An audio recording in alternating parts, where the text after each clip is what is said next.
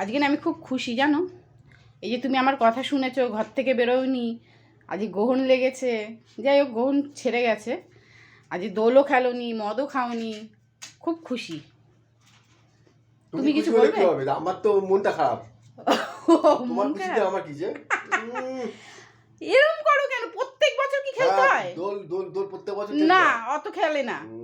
দোল গায়ে আবির রং মাখানো। কালকে মাখিয়ে দেবো আমি, হয়েছে? মাখালে হবে কেন?